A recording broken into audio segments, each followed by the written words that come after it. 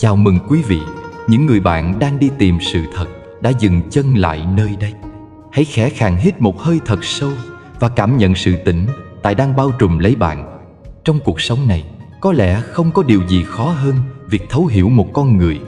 Ta dành cả đời để học cách giao tiếp, học cách bày tỏ, nhưng rồi vẫn phải đối diện với một bí ẩn lớn nhất. Đó là tâm của người khác. Đã bao giờ bạn cảm thấy bối rối trước những lời nói ngọt ngào, nhưng hành động lại trái ngược? Đã bao giờ bạn đặt trọn niềm tin, để rồi nhận lại sự thất vọng, chỉ vì không thể nhìn thấu được bản chất bên trong? Thế giới này đôi khi giống như một sân khấu lớn, nơi mỗi người đều mang trên mình một chiếc mặt nạ vô hình. Mặt nạ của sự mạnh mẽ, của sự thành công, của niềm vui giả tạo. Và ta cứ mãi bơi lội trong biển thông tin, trong những lời nói hoa mỹ, mà lạc mất khả năng nhìn bằng con mắt của trí tuệ. Trong các giáo lý sâu sắc, từ Phật giáo cho đến triết học phương Đông, người ta luôn nhấn mạnh tâm là nơi phát xuất của mọi hành động. Lời nói có thể dối trá, nụ cười có thể che đậy, nhưng hành động và phản ứng của một người khi được đặt vào đúng hoàn cảnh sẽ luôn là tấm gương trung thực nhất. Việc nhìn thấu tâm một người không phải là khả năng siêu nhiên, mà là một kỹ năng tinh tế được nuôi dưỡng bằng sự tỉnh thức và quan sát sâu sắc. Đó là khả năng ta học được cách lắng nghe không chỉ bằng tai, mà bằng cả trực giác, bằng sự tĩnh lặng bên trong. Hôm nay, tôi sẽ không chia sẻ những mẹo vặt xã giao. Thay vào đó, chúng ta sẽ cùng nhau chiêm nghiệm về những dấu hiệu cốt lõi mà một người, dù có cố gắng che giấu đến đâu, cũng sẽ bộc lộ ra ngoài thông qua cách họ đối xử với những người yếu thế hơn, cách họ phản ứng khi gặp nghịch cảnh, cách họ dùng thời gian và tài sản quý giá nhất của mình. Những điểm này chính là kim chỉ nam để ta có thể đi sâu vào tàng thức của một người, để hiểu được nhân cách thực sự đang vận hành bên trong họ. Tôi tin rằng khi quý vị hiểu và thực hành những nguyên tắc này, mối quan hệ của quý vị sẽ trở nên rõ ràng hơn, và quý vị sẽ tự trang bị cho mình một lá chắn bình yên trước những cạm bẫy của sự giả dối. Xin mời quý vị cùng tôi bước vào hành trình khám phá tâm này. Đừng rời đi, vì ngay sau đây chúng ta sẽ đi sâu vào 3 dấu hiệu chuẩn xác giúp bạn nhìn thấu bản chất của một người một cách tuyệt đối. Trong đời sống, có một phép thử rất đơn giản nhưng lại thấu tận tâm can của con người. Đó là cách họ đối xử với những người yếu hơn mình. Không cần nhìn những lúc họ thành công, không cần nghe họ nói lời đạo đức, chỉ cần nhìn cách họ đối đãi với kẻ thấp kém, ta sẽ biết ngay lòng họ ra sao. Bởi ở nơi quyền lực và ưu thế, con người dễ để lộ bản chất nhất. Người có tâm thiện không bao giờ hạ mình xuống để chà đạp kẻ yếu. Họ hiểu rằng giữa dòng đời, ai cũng đang gánh một gánh nặng vô hình, ai cũng có khổ riêng, chẳng ai hoàn hảo để xứng đáng bị khinh chê. Người có trí biết rằng hôm nay mình may mắn hơn người là do nhân duyên, chứ không phải vì mình hơn ai. Và người có đức thì dùng sự may mắn ấy để che chở, chứ không để chứng tỏ. Trong kinh Phật có câu: tâm đại bi khởi lên khi ta thấy được khổ của người khác như khổ của chính mình. Nghĩa là lòng từ không sinh ra từ thương hại, mà từ sự đồng cảm sâu sắc. Khi ta thấy người khác ngã, thay vì cười, ta biết cúi xuống đỡ. Khi thấy người khác lầm lội, thay vì phán xét, ta biết rằng chính ta cũng từng như thế. Cái thấy ấy là trí tuệ, không phải cảm xúc. Có người hỏi, làm sao để biết một người có đạo đức thật hay không? Câu trả lời không nằm trong những gì họ nói, mà trong cách họ đối xử với những ai không thể đáp lại họ điều gì. Một người có thể lễ phép với người giàu, tôn trọng kẻ có quyền, nhưng lại gắt gỏng với người phục vụ, coi thường người ăn xin, thì lòng họ chưa thật sự sáng. Ngược lại, có người nói năng bình dị, nhưng khi thấy ai yếu thế liền sẵn lòng giúp đỡ, không cầu báo đáp. Ấy chính là người mang tâm Bồ Tát trong đời thường. Trong những năm Đức Phật còn tại thế, có một câu chuyện nhỏ như giọt nước trong vắt mà thầy trò thường kể lại cho nhau nghe. Một lần, có vị trưởng giả giàu có đến gặp Phật, hỏi rằng con cúng dường nhiều, bố thí nhiều, sao vẫn không thấy an lạc trong tâm? Đức Phật nhìn ông, rồi chỉ ra ngoài sân, nơi có một con chó gầy đang bị người hầu xua đuổi. Ngài nói, khi ông bố thí, ông cho bằng của cải, nhưng khi nhìn con chó ấy, ông lại khởi tâm khinh. Đó là vì ông chưa thật sự cho bằng tình thương. Bố thí mà không có từ bi thì chỉ là trao vật, không phải trao tâm. Khi tâm còn phân biệt kẻ đáng thương và kẻ đáng khinh thì phước chưa thể sinh, vì lòng vẫn còn ngã. Câu chuyện ấy đơn giản mà thấm. Nó dạy ta rằng lòng từ bi không phải chỉ khi ta giúp người trong lúc thuận, mà là thái độ ta giữ được trong mọi hoàn cảnh. Khi ta ở vị trí cao, lòng từ dễ mất. Khi ta có quyền, cái tôi dễ lớn. Cho nên cổ nhân dạy, ai càng quyền lực mà vẫn giữ được lòng khiêm cung, ấy là người có đạo. Bởi đạo ở đây không phải là hình thức, mà là sự tự tại của tâm, không bị quyền thế làm mờ. Có những người khi nghèo thì dễ thương, mà khi giàu thì đổi tính. Có những người khi còn nhỏ biết lễ phép, khi lớn lên thành đạt thì khinh người. Cái thay đổi ấy không phải do thời thế, mà do tâm họ chưa thật sự trưởng thành. Người có trí biết rằng của cải và địa vị chỉ là tạm thời. Hôm nay ta cao, ngày mai có thể thấp. Hôm nay ta mạnh, ngày mai có thể yếu. Vì đời vốn vô thường, chẳng ai giữ mãi được quyền năng trong tay. Một bậc hiền nhân xưa từng nói, muốn biết nhân phẩm của một người, hãy đưa cho họ sức mạnh và xem họ dùng nó ra sao. Nếu họ dùng sức mạnh ấy để giúp người, họ là người có tâm Phật. Nếu họ dùng sức mạnh ấy để áp chế, họ là người đang bị nghiệp dẫn. Sức mạnh không khiến người ta lớn, mà chỉ làm rõ bản chất thật của họ. Trong tu tập cũng vậy. Có người tụng kinh niệm Phật, ăn chay, ngồi thiền, nhưng vẫn mắng người làm, vẫn xem thường người nghèo. Đó là tu hình, chứ chưa tu tâm. Phật không nhìn áo cà sa hay lời tụng, Ngài nhìn cách ta sống mỗi ngày. Nếu trong đời sống hàng ngày ta biết dịu lại khi ai đó vụng về, biết mỉm cười khi người khác sai, biết lắng nghe thay vì phán xét, thì ta đã đang tu rồi. Tu không ở chùa, mà ở giữa chợ đời. Một lần, có vị sa di trẻ hỏi thầy mình rằng: "Thưa thầy, thế nào là người có đạo hạnh?" Thầy mỉm cười, không đáp, chỉ bước ra ngoài hiên, nơi có một con chim sẻ nhỏ đang rung trong gió lạnh. Thầy nhặt ít hạt gạo, nhẹ nhàng đặt xuống trước mặt nó, rồi quay lại bảo: "Con thấy không, đạo hạnh không ở những lời to lớn, mà ở chỗ ta có còn thấy được nỗi run rẩy của sinh linh khác hay không? Khi ta nhìn thấy nỗi sợ của người yếu thế, lòng thương liền sinh. Khi lòng thương sinh, sân hận tự tan. Vì thế, người có lòng đại bi thì không thể ác, người có trí tuệ thì không thể kiêu." Từ bi và trí tuệ là hai cánh của cùng một con chim. Một cánh là thương, một cánh là hiểu. Thiếu một, chim không bay được. Nhưng giữa cuộc đời đầy bon chen, lòng người dần bị che phủ bởi ích kỷ. Ta chỉ muốn được hơn, muốn được trọng, muốn người khác công nhận. Rồi khi có chút quyền, ta tưởng mình là người có giá trị. Nhưng quyền không làm nên nhân cách. Nhân cách được tạo nên từ cách ta đối xử với người yếu hơn.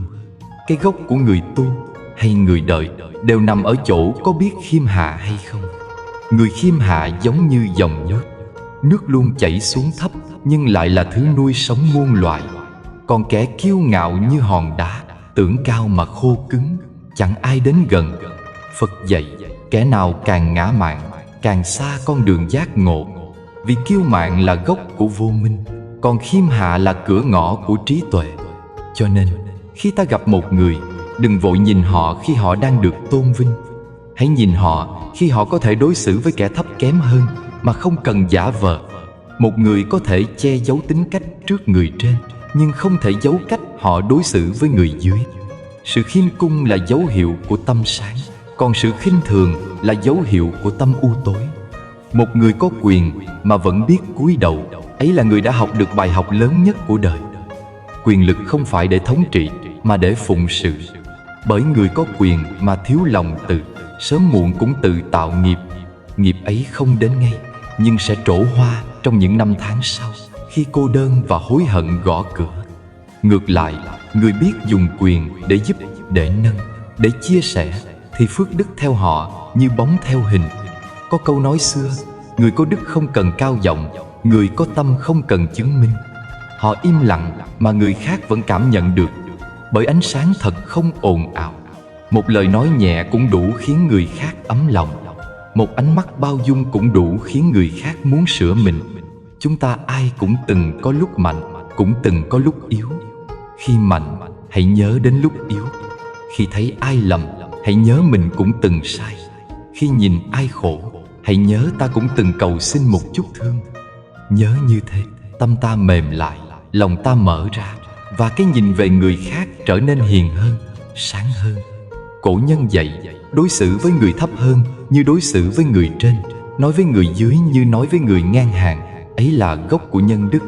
Một người làm được điều đó, dù không đọc kinh, cũng đã sống đúng tinh thần Phật Pháp. Vì Phật dạy, tất cả chúng sinh đều có Phật tánh. Khi ta khinh ai, là ta đã quên mất Phật trong họ, và cũng đánh mất Phật trong chính mình. Cho nên, nhìn cách một người đối xử với kẻ yếu, ta không chỉ thấy nhân phẩm họ, mà còn thấy được trình độ tu tập của họ. Người hiểu đạo thật sự không tìm cách hơn thua, mà tìm cách làm cho người khác bớt khổ. Người như thế, đi đến đâu cũng gieo được hoa sen giữa bùn. Nếu trong một ngày, ta chỉ cần làm một việc nhỏ cho ai đó yếu thế hơn mình, như một lời an ủi, một sự lắng nghe, một nụ cười, hay chỉ đơn giản là không khiến họ thêm khổ, thì ta đã hành đạo rồi. Bởi đạo không xa, đạo nằm ngay trong từng hành động, từng hơi thở, từng ý nghĩ có từ tâm. Khi ta hiểu được điều ấy, ta sẽ thấy mọi mối quan hệ trong đời trở nên nhẹ nhàng hơn. Không cần phân biệt sang hèn, cao thấp, bởi tất cả chúng ta đều đang đi trên cùng một con đường học cách hiểu và học cách thương. Và người thật sự mạnh không phải là người khiến người khác sợ, mà là người khiến người khác được bình an khi ở cạnh mình. Nếu mỗi người đều học được cách đối xử tử tế với kẻ yếu, thế gian này sẽ bớt đi rất nhiều đau khổ.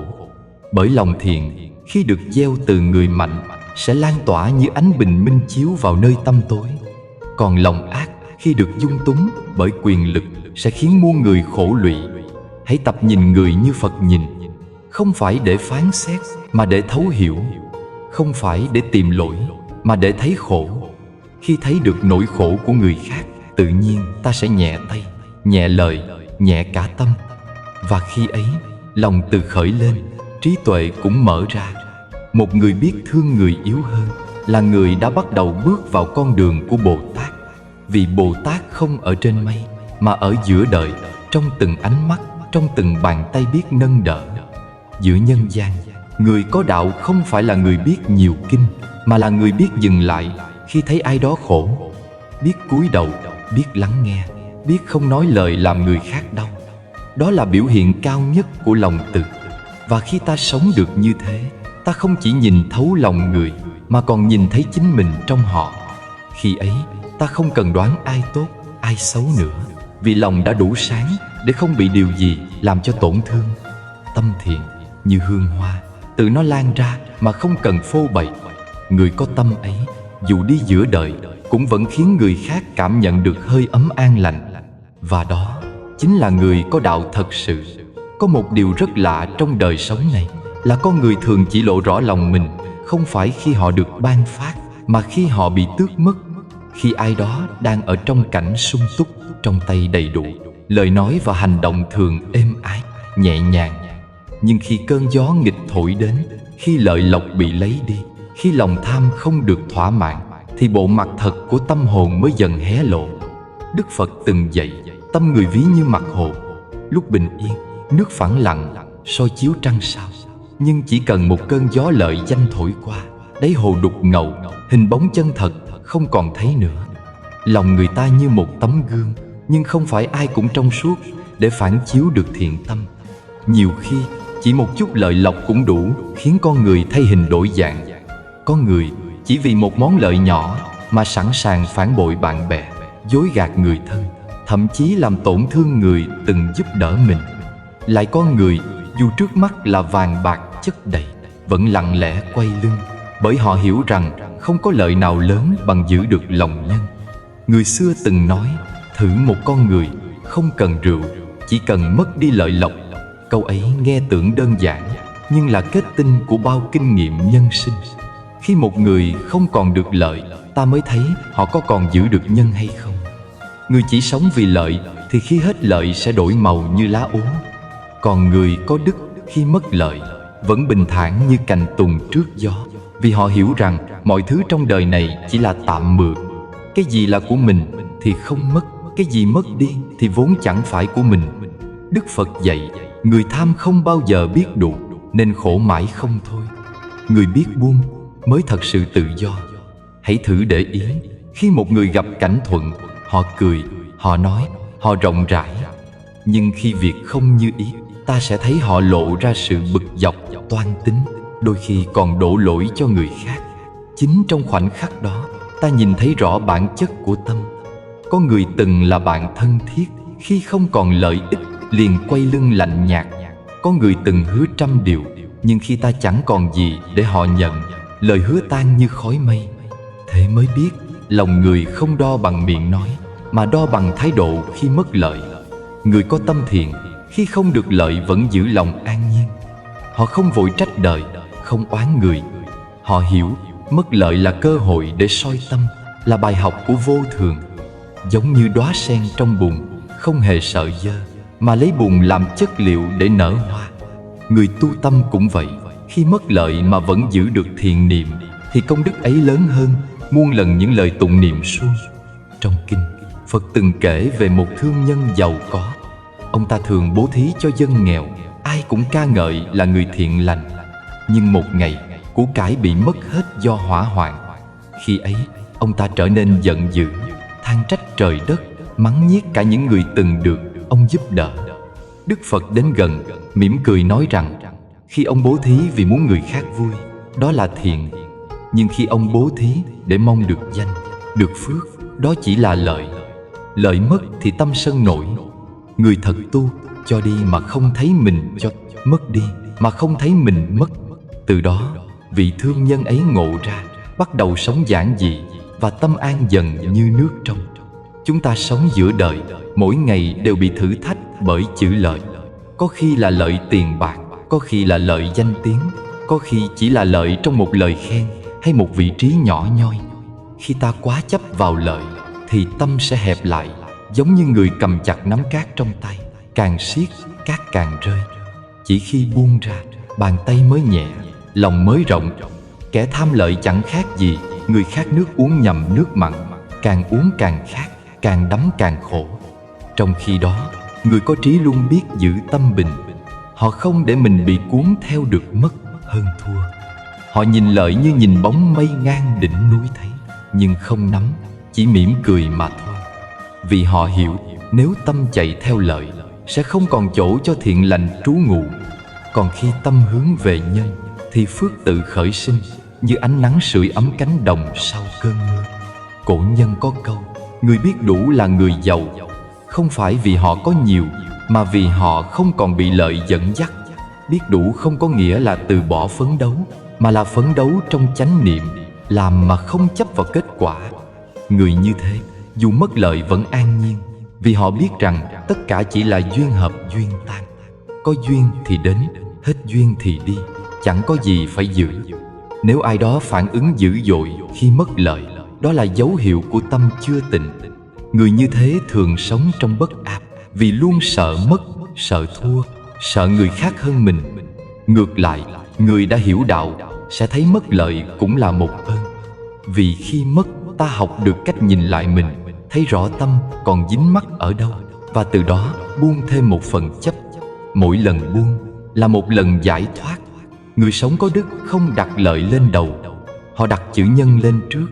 Bởi họ biết lợi có thể khiến người ta giàu, nhưng chỉ nhân mới khiến người ta an. Lợi làm ta được nhiều trong nhất thời, nhưng nhân mới làm ta vững lâu dài. Người có nhân, dù nghèo cũng được người thương mến. Người chỉ có lợi, dù giàu cũng cô độc giữa đời. Vậy nên, muốn nhìn thấu lòng người, đừng xem họ lúc thịnh, mà hãy xem họ khi thiệt. Khi họ mất lợi mà vẫn giữ lòng hiền, ta có thể tin. Khi họ hết tiền mà vẫn giữ lời hứa, ta có thể gần. Còn nếu chỉ thấy họ tốt khi còn được lợi, thì nên xem đó là gió thoảng, đừng bám víu làm chi. Trong dòng đời vô thường này, tất cả lợi danh đều là khói sương. Chỉ có tâm trong là thật. Khi ta học cách không oán, khi mất không kiêu khi được, thì tâm sẽ như dòng nước chảy qua đá, càng va chạm càng trong. Lợi rồi sẽ hết, nhưng nhân sẽ còn. Và khi nhân đủ, phước tự đến, không cần tranh, không cần giành. Phật dạy, Người trí biết buông để giữ, buông lợi để giữ nhân, buông tham để giữ an, buông hơn thua để giữ tâm bình. Mất lợi không đáng sợ, mất tâm mới là điều đáng sợ. Khi tâm vẫn còn sáng, dù bàn tay trống rỗng, người ấy vẫn là người giàu có nhất giữa nhân gian. Vì sự bình yên trong lòng chính là tài sản lớn nhất của một đời người. Có một cách rất đơn giản để nhìn thấu lòng người, ấy là lắng nghe họ nói về kẻ vắng mặt. Bởi lời nói không chỉ là âm thanh, mà là bóng hình của tâm. Trong từng chữ, từng nhịp thở, từng cái chau mày hay tiếng cười, ta có thể thấy được một tâm hồn đang sáng hay đang tối, đang an hay đang động. Phật dạy rằng miệng nói thiện thì tâm an, miệng nói ác thì tâm động. Một người dù ăn mặc sang trọng, nói năng khéo léo, nếu trong lời họ chứa đầy đố kỵ, phán xét và hằn học, thì dù có tô vẽ thế nào vẫn không thể che giấu được một cõi tâm chưa bình yên. Người biết tu trong đời không chỉ tu ở chùa, mà tu ngay nơi đầu lưỡi của mình. Bởi miệng có thể cứu người, mà cũng có thể giết người. Một lời lành như dòng nước mát, khiến lòng người khác dịu lại. Một lời ác như mũi dao, khiến tim ai đó rớm máu. Lời nói vốn không có hình, nhưng sức mạnh của nó lại có thể chạm đến tận sâu tâm can. Đức Phật từng dạy, người biết dùng lời thiện như người gieo hoa sen giữa bùn, hương thơm của nó lan xa mà chẳng hề nhiễm dơ. Khi ta nghe ai đó nói về người vắng mặt, chính là lúc ta nghe được sự thật về họ. Có người khi kể về người khác luôn dùng giọng thương xót, cảm thông. Họ nói nhẹ, nói ít, nhưng đầy lòng tử tế. Họ không vội kết luận, không theo dệt thêm, vì họ hiểu rằng cuộc đời ai cũng có nỗi khổ riêng. Người khác sai cũng là đang học bài học của họ. Còn ta, nếu thật có tuệ, thì chỉ nên lặng im và cầu cho họ sớm giác ngộ. Nhưng có người lại khác. Họ thích đem chuyện người ra bàn tán, thích nói về lỗi của người khác như thể mình là bậc thánh nhân. Họ cười trên khuyết điểm của người và tưởng đó là thông minh. Nhưng kỳ thực đó là biểu hiện của một tâm hẹp. Người nói xấu sau lưng thường là người không an trong chính mình. Họ nhìn đâu cũng thấy lỗi, bởi tâm họ đang soi chiếu bằng gương méo. Họ nói xấu người khác không phải để hạ người, mà để tự nâng mình lên.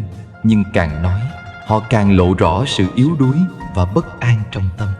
Trong kinh có một câu chuyện. Một hôm, các đệ tử của Đức Phật ngồi bàn luận về một người đã phạm lỗi. Ai cũng nói những lời phán xét, chỉ trích. Đức Phật đi ngang, lặng lẽ mỉm cười. Ngài nói rằng các con thấy lỗi của người, nhưng quên mất lỗi của chính mình. Cũng như người quét bụi nhà người, mà để nhà mình đầy rác. Nghe vậy, các đệ tử im lặng. Từ đó, họ học được cách giữ miệng trong tỉnh thức. Bởi nói về lỗi người là gieo hạt bất thiện trong tâm mình. Lời nói phản chiếu tấm lòng, cũng như nước phản chiếu trời cao. Người có tâm từ sẽ nói ra lời an, người có tâm ganh sẽ nói ra lời độc. Có khi chỉ một lời buông ra mà phá vỡ tình thân, làm tổn thương niềm tin, khiến bao năm nghĩa tình trở thành xa lạ. Người trí luôn biết giữ miệng, vì họ hiểu rằng một lời nói không thể thu lại, cũng như mũi tên rời cung không thể quay về. Hãy lắng nghe những cuộc trò chuyện quanh ta. Khi một người kể chuyện người khác, nếu họ dùng giọng nhẹ nhàng, dù nói về lỗi cũng có lòng thương, thì ta biết họ có tâm thiện. Nhưng nếu họ luôn tìm cách bóc trần, hạ thấp, thêm mắm dặm muối để chuyện thêm kịch tính, thì đó là dấu hiệu của tâm đố kỵ. Người như thế trong lòng chưa từng yên, vì họ sống bằng sự so sánh, và ganh ghét trở thành ngọn lửa thiêu rụi sự an lạc của chính họ. Người xưa nói, bậc hiền nghe lời ác mà không động, còn kẻ ngu nghe lời đồn mà sinh tâm. Thật vậy, nếu ta biết nghe với tâm bình, ta sẽ không để những câu chuyện vắng mặt làm nhiễm ô mình. Khi nghe ai nói xấu người khác, hãy mỉm cười và lặng im, vì ta hiểu rằng người đang nói kia đang khổ. Họ nói xấu vì họ cần chứng minh điều gì đó, cần khỏa lấp nỗi bất an bên trong. Khi tâm ta đủ sáng, ta chỉ thấy thương, chứ không còn giận. Người học đạo phải học cách giữ khẩu. Giữ khẩu không phải là im lặng vì sợ, mà là im lặng vì hiểu. Bởi khi lời chưa ra, ta là chủ của nó. Khi lời ra rồi, ta là nô lệ của nó. Có người cả đời hành thiện, nhưng chỉ một lời ác cũng đủ làm phước tiêu tan. Có người chẳng tụng kinh, chẳng lễ Phật, nhưng chỉ cần nói một lời giúp người tỉnh ngộ cũng đã gieo được nhân lành lớn. Vì vậy, giữ miệng cũng chính là giữ phước.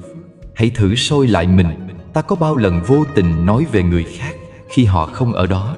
Có khi chỉ là vài câu góp vui, vài lời bông đùa, nhưng lại khiến một tâm hồn khác tổn thương. Mỗi lần như thế, ta đánh mất một chút thiện trong mình.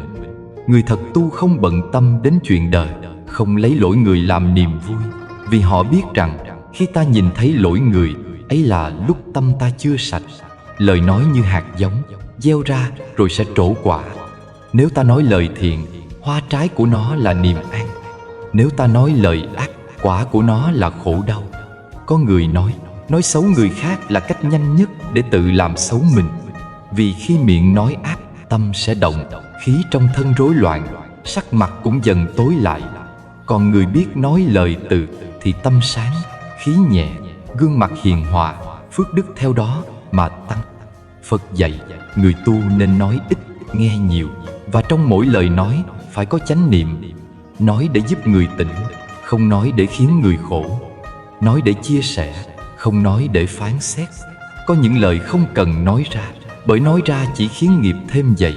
Giữ im lặng trong hiểu biết chính là một hình thức của trí tuệ. Im lặng không phải là trốn tránh, mà là chọn cách không tạo thêm sóng gió trong biển tâm. Nếu ta muốn biết ai là người đáng tin, hãy nhìn cách họ nói về người khác khi vắng mặt. Nếu họ giữ được lòng tôn trọng, giữ được sự tử tế, ngay cả khi người kia không có mặt để nghe, thì đó là người có đạo. Còn ai chỉ tốt khi đối diện, nhưng sau lưng lại nói xấu, thì đó là người hai lòng. Người như thế, sớm muộn gì cũng tự tạo nghiệp cho chính mình. Có một bài học lớn trong đời: người nói xấu người khác, rồi cũng sẽ bị nói xấu. Bởi vũ trụ này vận hành theo nhân quả, gieo gì gặt nấy, nói gì nghe nấy. Người gieo lời lành sẽ gặp người hiền, người gieo lời ác sẽ gặp điều dữ. Chẳng cần ai phán xét, nghiệp sẽ tự dạy ta bằng cách công bằng nhất. Cho nên, thay vì nói về người khác, hãy nói với chính mình. Hãy học cách nói lời an ủi, lời chân thật, lời biết ơn. Khi ta mở miệng bằng tâm lành, thì từng hơi thở cũng trở thành hương sen. Người nói lời thiện không chỉ làm đẹp lòng người khác, mà còn làm trong sạch chính tâm mình. Lời nói là cửa miệng của tâm. Tâm an thì lời lành, tâm động thì lời loạn. Người tu là người luyện cho tâm an trước mọi điều nghe thấy. Khi tâm đã an, miệng tự nhiên sẽ hiền. Và khi miệng hiền, đời sẽ bớt khổ, vì không ai còn bị tổn thương bởi lời ta nói nữa. Thế nên, hãy học cách nói như gieo hoa, không nói như rắc gai. Hãy để lời nói của mình trở thành tiếng chuông chánh niệm, vang lên đâu cũng khiến lòng người nhẹ lại. Giữ miệng là giữ tâm, giữ tâm là giữ đạo. Khi ta nói điều tốt về người khác, phước liền tăng. Khi ta im lặng trước điều xấu, nghiệp liền giảm. Và khi ta biết yêu thương bằng lời, thế gian này sẽ bớt đi rất nhiều khổ lụy. Vì cuối cùng, cái còn lại sau mỗi lời nói không phải là tiếng vang, mà là dấu ấn của một tâm hồn. Người nói lời thiện gieo hoa trong lòng đời, người nói lời ác gieo sỏi trên đường mình đi. Hãy chọn hoa để đời nở. Có một dấu mốc quan trọng trong hành trình trưởng thành của mỗi con người, đó là khoảnh khắc ta biết cúi đầu nhìn lại lỗi lầm của chính mình. Không phải khi ta thành công, mà chính lúc ta sai. Đời mới cho ta cơ hội lớn nhất để tu sửa, để trở nên người hiền. Trong muôn nẻo nhân sinh, không có ai chưa từng vấp ngã. Nhưng điều phân biệt giữa người trí và người ngu, giữa người biết tu và người chưa tỉnh, không nằm ở chỗ ai đúng ai sai, mà ở cách họ đối diện với sai lầm của chính mình. Người trí nhận lỗi để chuyển hóa, người ngu đổ lỗi để trốn tránh. Và trong sự khác biệt đó, một người tiến gần đến giác ngộ, còn một người mãi lẫn quẩn trong vòng khổ đau. Cuộc đời này là một dòng sông chảy mãi, mà mỗi sai lầm giống như cơn sóng nổi lên giữa dòng. Nếu ta biết lặng nhìn, biết rút ra bài học, thì sóng qua rồi nước lại trong. Nhưng nếu ta cố gắng che giấu, bào chữa, thì sóng sẽ cuộn thêm, khiến dòng sông tâm thức càng ngày càng đục. Đức Phật dạy, không ai có thể tắm 2 lần trên cùng một dòng sông lỗi lầm, nếu người đó đã thật lòng tỉnh thức. Bởi khi tâm đã sáng, lỗi cũ không còn là lỗi nữa. mà là hoa sen mọc lên từ bùn của chính nó. Người dám nhận lỗi là người đã đi một nửa con đường giác ngộ. Vì để cúi đầu cần có dũng khí, còn để đổ lỗi chỉ cần một cái miệng. Khi ta nhận lỗi, ta đang nhìn thẳng vào tâm mình. Khi ta đổ lỗi, ta đang che mắt bằng vô minh. Người trí hiểu rằng sai không đáng sợ, không dám nhìn sai mới đáng sợ. Bởi mỗi sai lầm đều là một bài học mà nhân duyên gửi đến để rèn tâm ta mềm lại, để ta học cách lắng nghe, học cách hiểu người và hiểu chính mình. Trong đời, có người càng sai càng giận, càng bào chữa càng khổ. Họ không chịu nhận rằng mình cũng có thể lầm, nên mãi không thể sửa. Giống như một người bị gai đâm, nhưng lại đổ cho con đường. Họ quên rằng con đường vốn vô tri, chỉ có mình là người bước sai. Còn người có trí, khi thấy máu chảy, liền lặng lẽ cúi xuống, nhổ gai ra, rồi mỉm cười mà bước tiếp. Không oán, không hối, chỉ biết rằng nhờ lần đau ấy mà mình đi vững hơn. Cúi đầu không phải là yếu đuối, cúi đầu là sức mạnh của tâm tỉnh thức. Người ngạo mạn thì đầu cao nhưng tâm nặng, người khiêm cung thì đầu thấp nhưng lòng nhẹ. Trong đời, có những lời xin lỗi không chỉ để làm lành với người, mà còn để làm lành với chính mình. Bởi khi ta thành thật thừa nhận sai lầm, tâm sẽ tự nhiên được giải thoát khỏi gánh nặng. Còn khi ta cố chấp, chối bỏ, ta đang dựng lên bức tường ngăn ánh sáng của trí tuệ. Phật dạy, người tu phải biết soi tâm như soi gương. Gương có bụi, lau đi. Tâm có lỗi, sám hối. Mỗi ngày không phải để phán xét, mà để nhìn lại mình đã gây đau cho ai, đã làm điều gì chưa đúng, đã buông bỏ được điều gì chưa. Người biết sám hối, dù lỗi lớn cũng sẽ nhẹ như mây bay. Người không biết sám hối, dù lỗi nhỏ cũng hóa thành đá nặng trong lòng. Vì vậy, sám hối không phải là yếu hèn, mà là bước đầu tiên của người mạnh. Có một câu chuyện xưa kể rằng, một vị đệ tử phạm lỗi, làm trái lời dạy của thầy. Biết mình sai, anh lặng lẽ đến trước thầy, quỳ xuống mà không nói gì. Vị thầy nhìn anh, chỉ hỏi một câu: "Con đã thấy lỗi chưa?" Anh đáp: "Con đã thấy."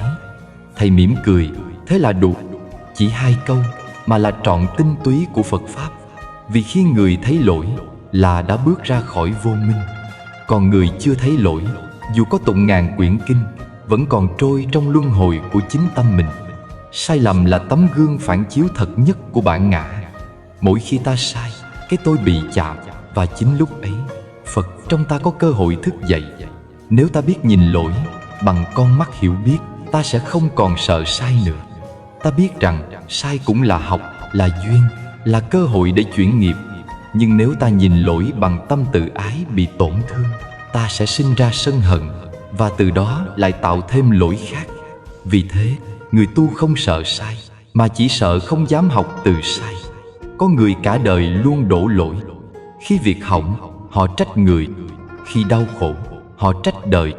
Khi thất bại, họ trách duyên. Nhưng họ không biết rằng chính cái tâm không chịu nhìn lại ấy mới là nguyên nhân của mọi khổ đau. Đức Phật từng dạy, nếu ta biết nhận ra gốc của lỗi nằm trong tâm, thì khổ sẽ chấm dứt ngay nơi đó. Còn nếu ta chỉ lo nhìn ra ngoài, lỗi sẽ nối tiếp lỗi, như sóng này đuổi sóng kia, không bao giờ dừng. Nhận lỗi là biểu hiện của trí tuệ, đổ lỗi là biểu hiện của vô minh. Người trí xem sai lầm như bạn, vì nhờ nó mà họ lớn. Người ngu xem sai lầm như kẻ thù, nên suốt đời chỉ biết trốn. Thật ra, mỗi sai lầm đều là một vị thầy. Nó đến để dạy ta biết khiêm nhường, dạy ta lắng nghe, dạy ta yêu thương nhiều hơn. Nếu ta biết cúi đầu, sai lầm sẽ trở thành phước báu. Nếu ta ngẩng đầu kiêu ngạo, sai lầm sẽ thành nghiệp chướng. Có người từng nói, khi ta chỉ tay trách người, thì 3 ngón còn lại đang chỉ về chính mình. Câu nói ấy nghe đơn giản, nhưng là bài học lớn. Bởi mỗi khi ta phán xét người khác, ta quên mất rằng mình cũng từng sai. Người có trí luôn dùng lỗi của người làm gương để soi mình, còn người ngu lại dùng lỗi của người để che giấu lỗi của mình. Càng đổ lỗi, tâm càng khổ, vì càng xa sự thật. Sám hối không chỉ là nghi thức trong chùa, mà là thực tập mỗi ngày trong đời. Khi ta nói sai, hãy biết xin lỗi. Khi ta làm tổn thương ai, hãy dám nhìn vào mắt họ và nói rằng mình hối hận. không phải để lấy lại hình ảnh, mà để trả lại cho tâm sự trong lành. Mỗi lần ta sám hối là mỗi lần tâm được gột rửa. Giống như cơn mưa rơi trên lá, gột đi bụi bám, làm lá xanh trở lại. Tâm cũng thế, càng sám hối, càng sáng, càng mềm, càng nhẹ. Trong cuộc đời, có những người tưởng mình mạnh mẽ khi không chịu nhận sai, nhưng thật ra họ đang yếu đuối. Vì chỉ người yếu mới sợ thừa nhận sự thật. Người mạnh thì nhìn thẳng, chấp nhận và chuyển hóa. Cúi đầu trước lỗi không làm ta thấp đi, mà khiến ta lớn hơn trong lòng người khác. Người biết nhận sai luôn được kính trọng, vì họ dám sống thật, dám làm chủ chính mình. Phật dạy, khi tâm biết cúi xuống, trí tuệ sẽ dâng lên. Cúi không phải là phục, mà là tỉnh. Giống như cây lúa chín, càng đầy hạt càng cúi thấp. Người càng có trí, càng biết hạ mình. Vì họ hiểu rằng, chỉ khi nào đất thấp, nước mới chảy về. Tâm càng mềm, phước càng nhiều. Còn ai luôn tự cho mình đúng, chẳng ai dạy nổi, thì chính họ đang tự chặn cửa phước của mình. Nếu ta biết nhìn lỗi bằng ánh sáng của tuệ giác, ta sẽ thấy trong lỗi có ẩn tàng hạt giống của thiện. Mỗi lần nhận ra sai là mỗi lần ta bước gần hơn đến chân thật. Không ai hoàn hảo, nhưng ai cũng có thể tốt lên nếu chịu nhìn lại. Bởi thế, người tu không tránh lỗi, mà học từ lỗi. Họ xem lỗi như chiếc gương để lau dần bụi vô minh. Cuối cùng, điều quý nhất không phải là không phạm sai lầm, mà là không lặp lại sai lầm cũ. Như câu trong Kinh Pháp Cú, không ai tắm 2 lần trên cùng một dòng sông lỗi lầm, nếu người đó đã thật lòng tỉnh thức. Nếu ta đã sai, rồi nhìn ra, rồi đổi khác, thì chính lỗi ấy đã trở thành ân huệ. Vì nhờ nó, ta biết khiêm nhường hơn, bao dung hơn, nhân hậu hơn. Và biết rằng, mỗi lần vấp ngã không phải là thất bại, mà là một bài học để ta đi sâu hơn vào con đường giác ngộ. Người trí không sợ sai, họ chỉ sợ không chịu học từ sai. Còn người ngu không chịu học, nên cứ sai mãi mà không biết.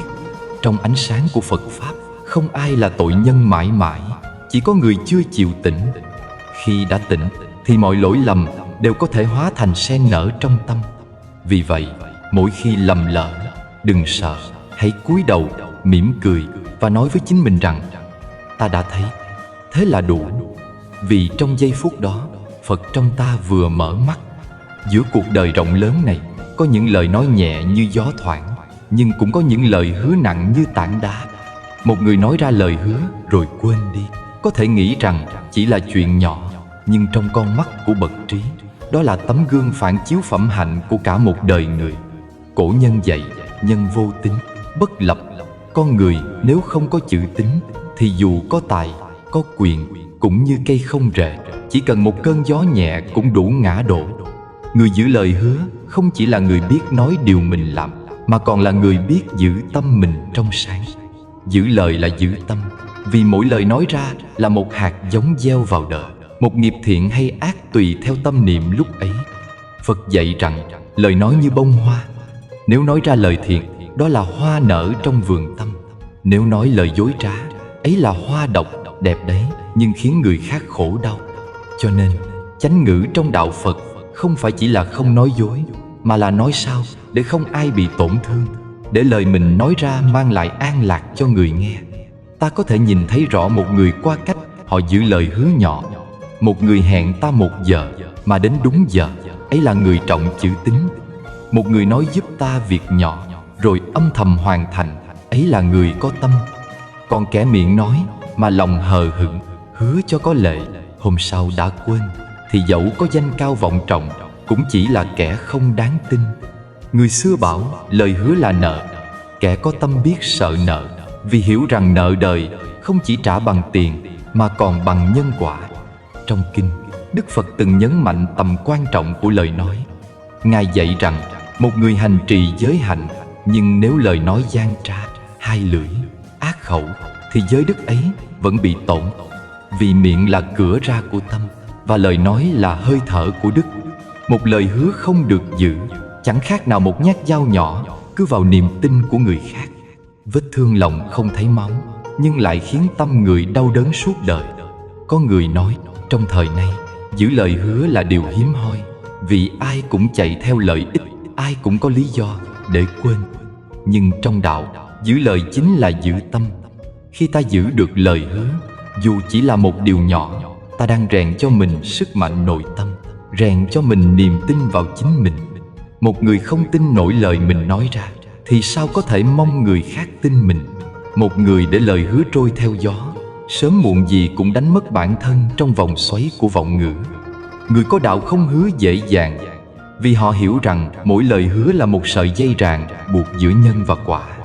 Họ không hứa khi chưa chắc mình làm được, cũng không từ chối khi lòng biết có thể giúp người. Lời nói của họ chậm rãi, tĩnh lặng nhưng đáng tin, giống như dòng sông, không cần ồn ào mà vẫn chảy mãi. Còn kẻ nói năng phù phiếm, hứa suông không giữ, giống như mây bay, thoáng đẹp rồi tan, để lại bầu trời trống rỗng. Có lần, một đệ tử hỏi Đức Phật rằng: Thưa Thế Tôn, giữa việc làm và việc nói, cái nào quan trọng hơn? Nếu lời nói khởi từ tâm chân thật, thì lời nói ấy chính là việc làm, vì trong đó đã có hành động của tâm. Một lời hứa chân thành là một hành động thiện. Một lời hứa hờ hững là một hành động thiếu chánh niệm. Vì thế, người tu tập phải học giữ lời như giữ giới. Phải biết rằng mỗi lời nói ra đều mang năng lượng của mình gửi đến người khác. Nếu lời ấy thiện, người nghe an vui. Nếu lời ấy ác, người nghe bất an. Còn bản thân ta cũng gieo nhân khổ cho chính mình. Trong đời sống, ta không tránh khỏi những lúc lỡ hứa rồi không làm được. Khi ấy, đừng tìm cách biện minh, hãy thành thật nhận lỗi. Một lời xin lỗi từ tâm có sức mạnh hóa giải hơn ngàn lời giải thích. Vì khi ta dám nhận rằng mình chưa đủ, đó đã là một bước tiến trên con đường tu tập. Giữ lời hứa là lý tưởng, nhưng biết thành thật khi chưa thể giữ lời, đó là đạo đức. Người giữ lời hứa là người biết tôn trọng nhân duyên.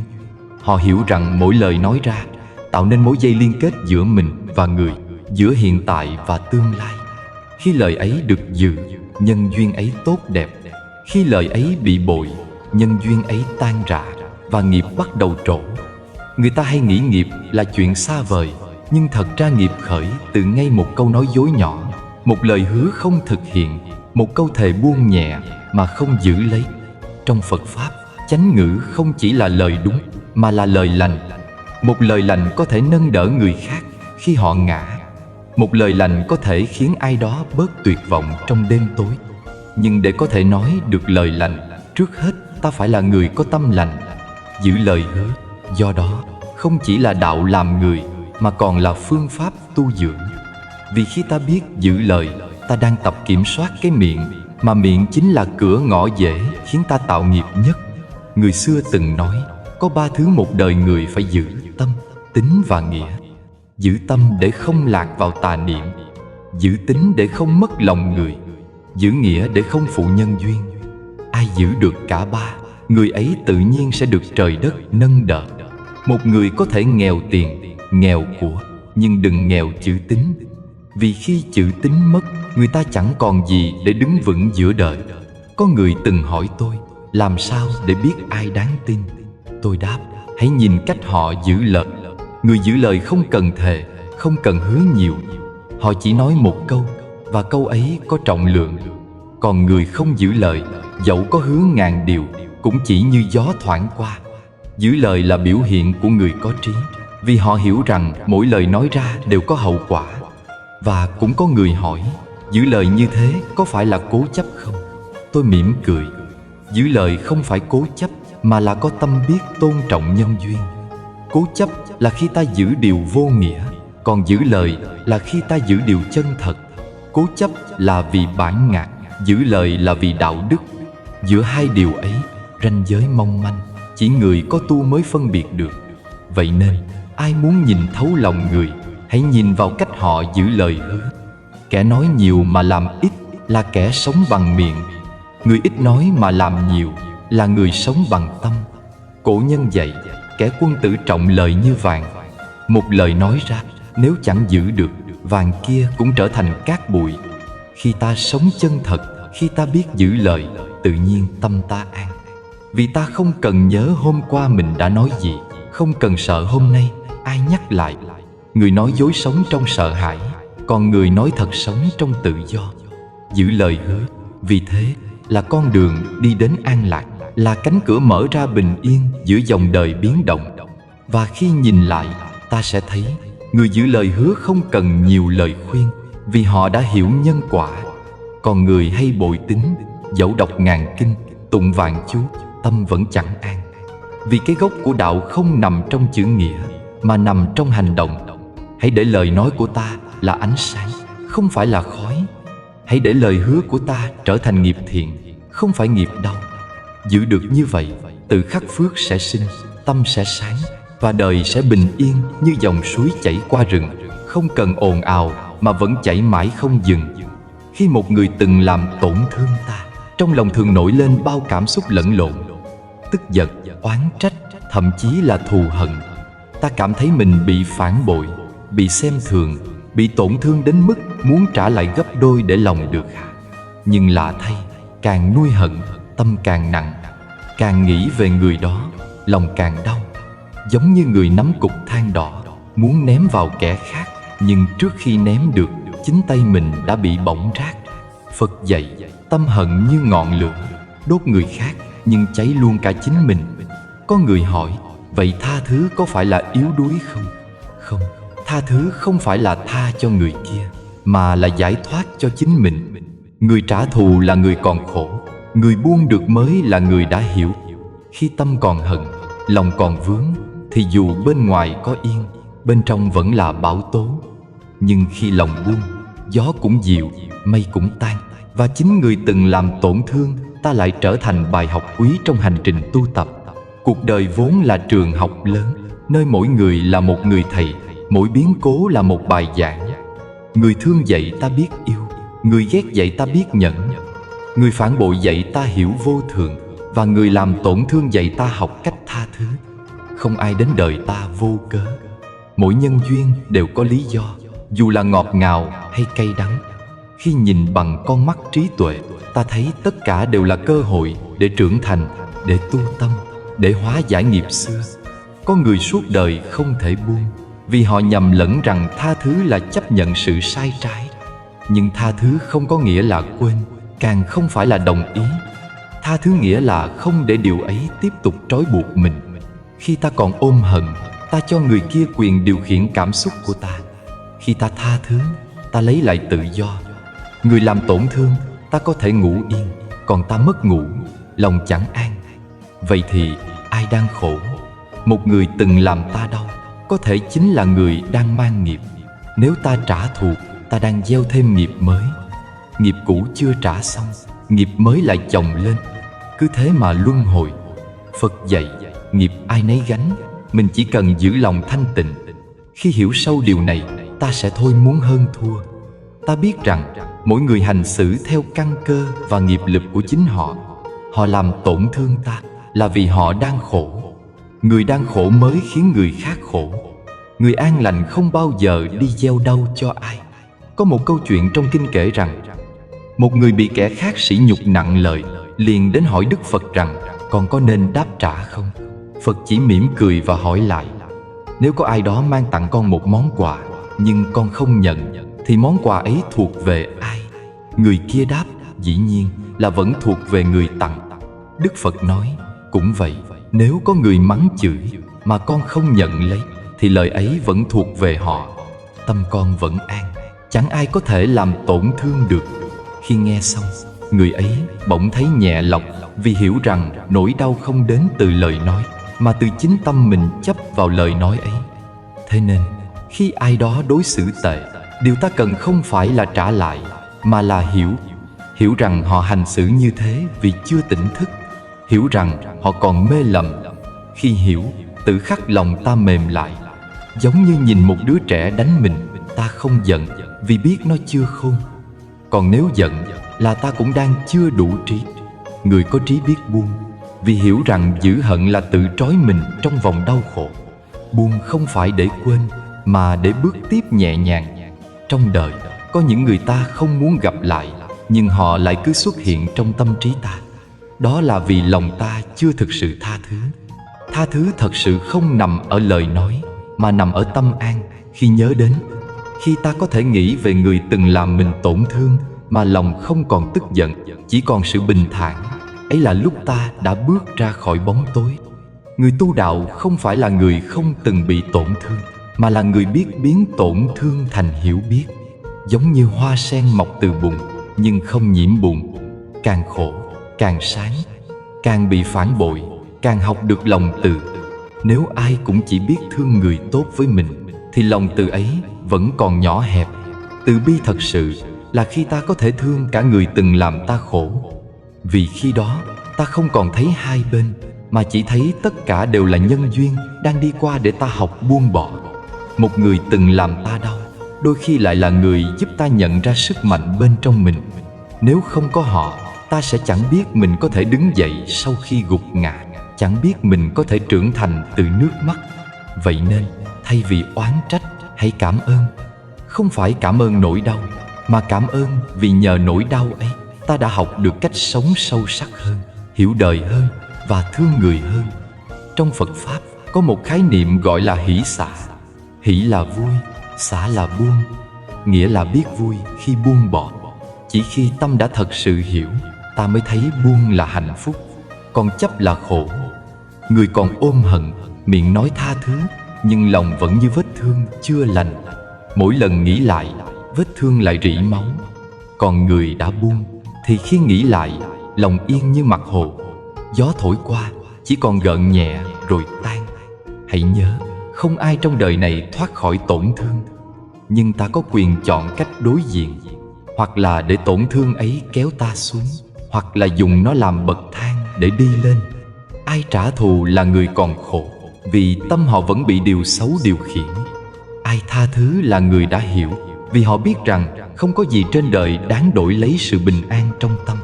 Cũng đừng nghĩ rằng tha thứ là phải quay lại hay tiếp tục mối quan hệ cũ. Tha thứ không phải là chấp nhận cho người kia tiếp tục làm ta đau, mà là biết giữ khoảng cách nhưng không còn hận. Tha thứ là để lòng an, chứ không phải để duy trì điều sai. Người hiểu đạo biết giới hạn của lòng từ. Họ không chấp nhận sự tổn thương lặp lại, nhưng cũng không để hận thù làm mình bất an. Có những người sau nhiều năm vẫn không thể nói ra hai chữ tha thứ. Họ mang theo nỗi đau như một phần đời, nhưng nếu nhìn kỹ, họ cũng mang theo cả sự nặng nề. Còn người biết buông, dù chỉ một lần, sẽ thấy nhẹ như vừa bỏ xuống gánh nặng ngàn cân. Tha thứ là món quà ta tự tặng cho chính mình. Không phải ai cũng xứng đáng được ta tha thứ, nhưng ta thì xứng đáng được an yên. Cuối cùng, hãy nhớ lời Đức Phật: giữa hai người, ai biết dừng lại trước, người ấy thắng. Không phải thắng người khác, mà là thắng chính mình. Khi lòng hận tan, lòng từ khởi. Khi oán thù diệt, an lạc sinh. Và khi nhìn lại, ta sẽ thấy rằng người từng làm ta khổ thật ra đã giúp ta học bài học lớn nhất của đời, là bài học về lòng tha thứ. Giữ lòng thanh tịnh, đó là cách cao quý nhất để đối mặt với người từng làm ta tổn thương. Không cần trả đũa, không cần biện minh, chỉ cần mỉm cười mà đi tiếp. Vì ta biết nghiệp ai nấy gánh, nhân ai nấy trồng. Còn ta chỉ cần sống với tâm an, lòng thiện, thì sớm muộn gì bình yên cũng sẽ trở lại, như mặt hồ sau cơn gió, lặng yên nhưng phản chiếu cả bầu trời rộng lớn. Có người từng nói, quyền lực là phép thử cao nhất của nhân cách. Khi một con người bỗng nắm trong tay quyền thế, họ không còn là chính mình nữa. Cái quyền ấy như ngọn lửa, ai có tâm không đủ sáng, lửa ấy sẽ thiêu rụi họ. Còn ai có trí và có lòng, họ sẽ biết dùng ánh sáng của quyền để soi chiếu và sưởi ấm cho người khác. Ta có thể hiểu rõ một người không phải khi họ khổ, mà là khi họ có quyền. Lúc nghèo khó, ai cũng tỏ ra khiêm hạ, dễ mến. Nhưng khi có địa vị, khi lời nói của họ khiến người khác phải nghe theo, khi chỉ một quyết định nhỏ cũng ảnh hưởng đến số phận người khác, thì chính khi ấy, cái tâm thật sự của họ lộ ra. Phật dạy người lớn không ở địa vị, mà ở tâm lượng. Câu ấy nghe tưởng chừng đơn giản, nhưng cả đời người tu hành cũng chưa chắc lĩnh hội trọn vẹn. Một người được gọi là lớn, không phải vì họ có thể sai khiến bao nhiêu kẻ, mà vì họ có thể bao dung được bao nhiêu người.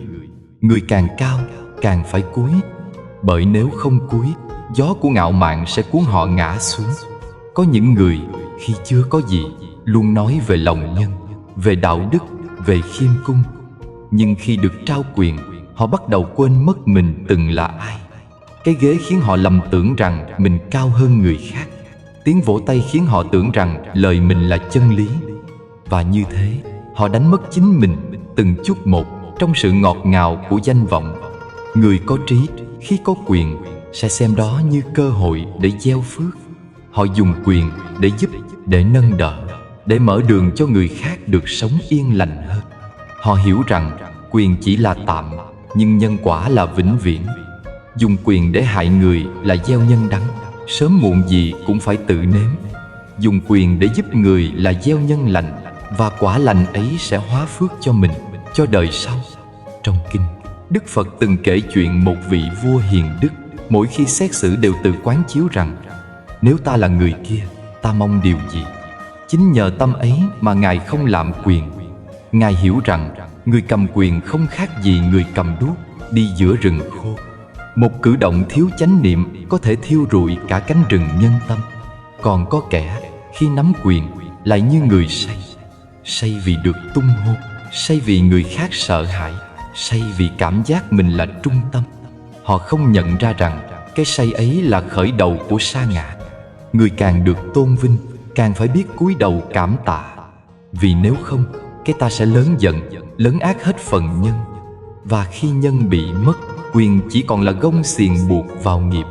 Ta hãy nhìn lại, trong đời này có bao nhiêu người từng đổi thay khi có chút quyền trong tay. Từ cách nói năng, ánh mắt, giọng điệu cho đến cách họ đối xử với người yếu hơn mình. Có người dùng quyền để ép, có người dùng quyền để cứu. Và đó chính là ranh giới giữa người phàm và người có trí. Một người có quyền mà vẫn biết cúi đầu, ấy là người đã hiểu sâu nhân quả. Vì họ biết hôm nay mình ở vị trí trên, nhưng mai này cũng có thể ở dưới. Đời là vô thường, quyền cũng vô thường. Có đó rồi mất đó, chỉ có tâm lành mới theo ta mãi. Trong lời dạy của Phật, quyền lực không phải là tội lỗi, mà là bài thi. Nếu ta dùng nó với tâm thiện, quyền sẽ trở thành phương tiện độ sinh. Nếu ta dùng nó với tâm ác, quyền sẽ thành nghiệp dẫn xuống khổ. Bởi vậy, người biết tu, dù chỉ làm chủ một ngôi nhà, cũng nên học cách dùng quyền ấy bằng trí tuệ và lòng từ. Có lần, một vị thiền sư được mời làm cố vấn cho triều đình. Khi vua hỏi, thầy có thể dạy trẫm cách cai trị thiên hạ không? Sư chỉ mỉm cười nói, muốn trị người, trước hết phải trị tâm mình. Câu ấy đủ thay muôn sách. Vì khi tâm đã an, mọi việc đều thuận. Khi tâm nhiễm ô, mọi quyền lực đều trở nên nguy hiểm. Người có quyền nhưng thiếu tâm, giống như người cầm dao bén trong cơn giận. Họ tưởng mình đang bảo vệ, nhưng thật ra là đang hại. Còn người có quyền và có trí, họ giống như người cầm đèn trong đêm tối, soi đường cho bao kẻ lạc lối. Ánh sáng ấy không làm ai chói mắt, mà khiến người khác thấy rõ lối về. Đức Phật từng dạy các vị vua và tướng lĩnh: hãy xem dân như con, xem kẻ hầu như bạn, xem cả những kẻ chống đối như người giúp mình tu nhẫn nhục. Người nào làm được như thế thì quyền không còn là lửa mà là ánh sáng. Có một điều lạ lùng là càng nắm quyền lâu, người ta càng sợ mất quyền. Sự sợ hãi ấy khiến họ nghi kỵ, khiến lòng họ không yên. Họ càng giữ càng khổ. Trong khi người có trí thì ngược lại, họ không bám vào quyền, nên dù mất họ vẫn tự tại. Bởi họ hiểu quyền là duyên, hết duyên thì buông. Nhìn cách một người cư xử khi có quyền, ta biết ngay tâm họ rộng hay hẹp, sáng hay mờ. Nếu có quyền mà vẫn biết thương người, ấy là người có căn lành sâu dày. Nếu có quyền mà khinh người, ấy là người đang tự gieo nhân khổ cho mình. Trong đạo Phật có một hình ảnh rất đẹp. Khi cây vươn cao, cành nó lại cúi xuống. Cây càng cho nhiều quả, càng trĩu mình về đất. Cũng vậy, người càng ở vị trí cao, càng nên học cúi đầu, học lắng nghe, học từ bi. Vì chính lúc ta cúi xuống là lúc ta lớn lên trong tâm hồn. Còn những ai dùng quyền để đẹp, để phán xét, để khiến người khác đau, thì sớm muộn cũng phải chịu cái quả của khổ. Nhân quả không thiên vị ai, dù là vua hay dân. Nếu gieo nhân ác, quả khổ sẽ đến đúng lúc, đúng nơi. Người có trí biết sợ điều ấy, nên khi có quyền, họ càng cẩn trọng, càng khiêm hạ. Có người hỏi tôi, làm sao để biết một người có tâm thiện thật sự? Tôi hãy nhìn họ khi họ có thể làm tổn thương người khác mà họ không làm, đó là tâm từ. Hãy nhìn họ khi họ có thể dành hết phần tốt về mình mà họ vẫn chia sẻ, đó là trí tuệ. Thật ra, quyền chỉ là tạm gửi, chẳng có gì thuộc về ta. Khi ta ra đi, mọi chức tước, danh vọng đều tan như sương mai. Cái còn lại chỉ là nghiệp, là dấu ấn của từng việc ta đã làm khi có quyền trong tay. Người biết vậy, tự nhiên sẽ hành xử bằng từ tâm, bằng hiểu biết. Nếu ai đó hôm nay ở trên cao, xin nhớ một điều, chính cái ghế mà bạn đang ngồi đã từng có người khác ngồi, và mai sau sẽ có người khác thay. Nhưng điều không ai có thể thay được là cách bạn dùng quyền ấy, dùng để thương hay dùng để hại. Điều ấy thuộc về bạn, và chỉ bạn chịu trách nhiệm với nhân quả của mình.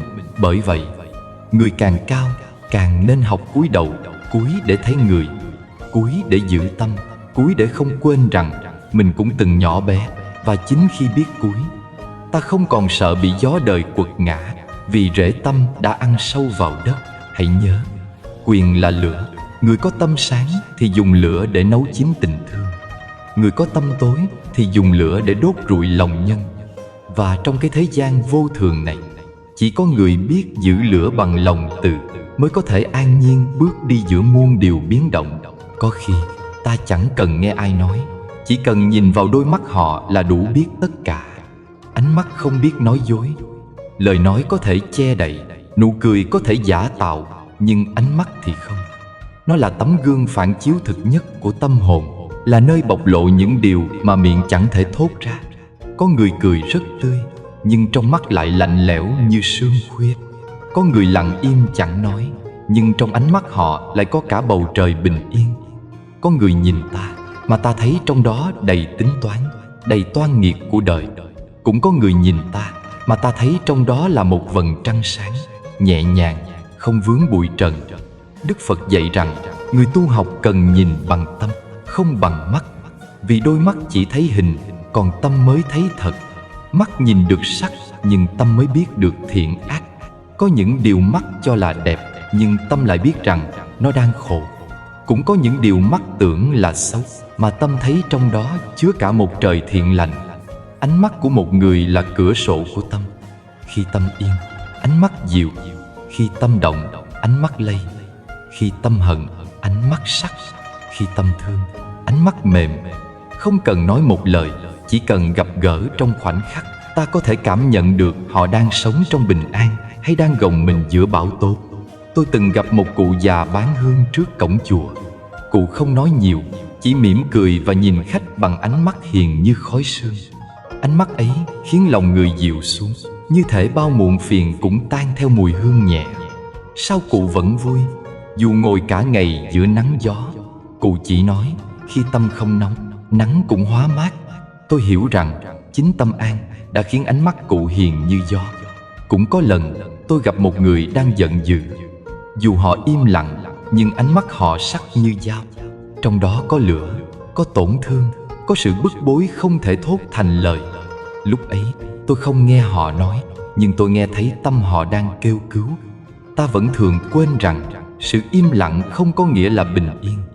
Có những im lặng là để tránh bão. Có những im lặng là vì lòng đang đau.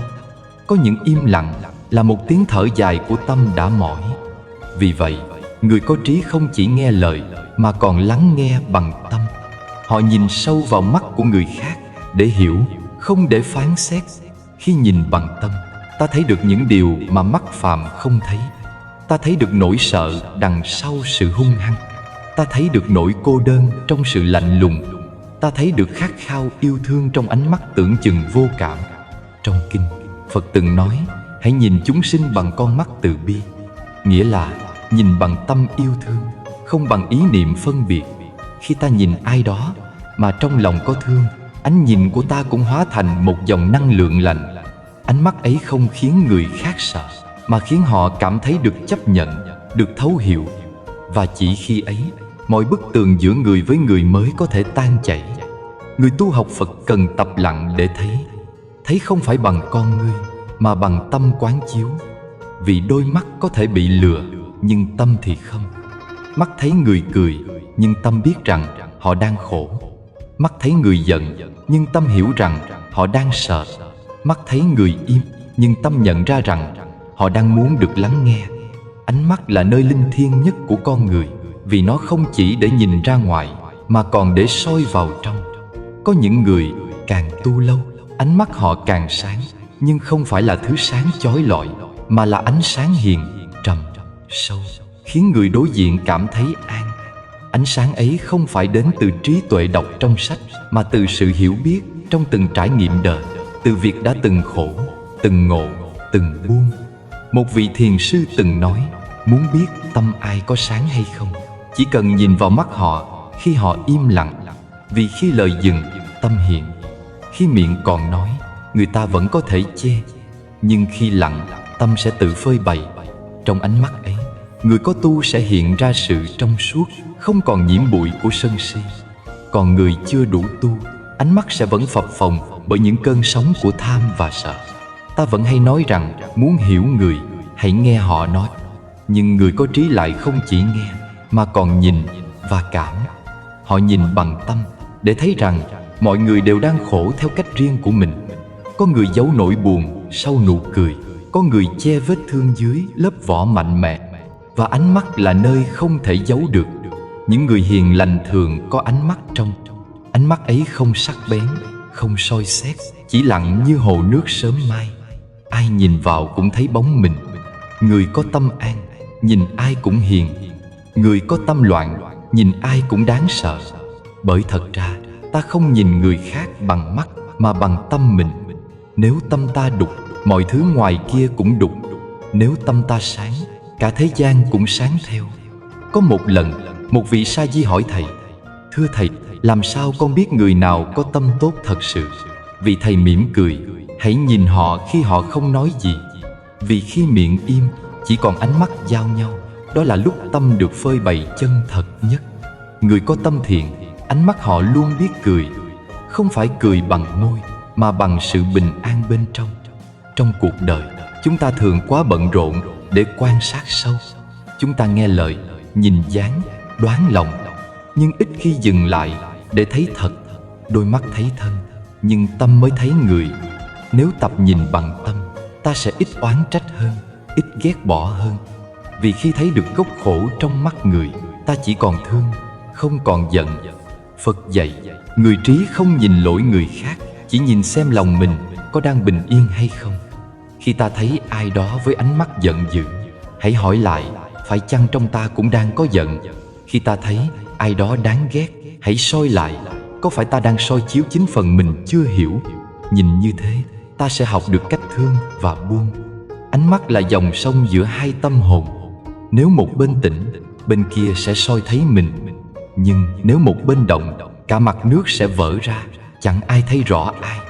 Cho nên, người tu cần học cách lặng, để khi nhìn, ánh mắt không còn mang ý định, chỉ còn mang từ tâm.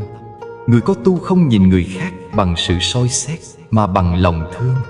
Ánh mắt họ là cửa của từ bi, đi đến đâu cũng hóa giải lạnh lẽo. Có người nói, chỉ cần gặp một ánh mắt hiền lành, cả ngày ta cũng thấy ấm. Bởi năng lượng của một ánh nhìn an tĩnh có thể làm tan bao mệt mỏi. Nếu có một ngày con cảm thấy thế gian quá ồn, hãy tập nhìn bằng tâm. Nhìn hoa để thấy sự vô thường, nhìn người để thấy nhân duyên, nhìn lại mình để thấy những điều còn cần buông. Khi tâm đã sáng, ánh mắt cũng sáng theo. Và khi ánh mắt sáng, thế giới quanh con cũng không còn tối nữa. Hãy nhớ, ánh mắt không nói dối.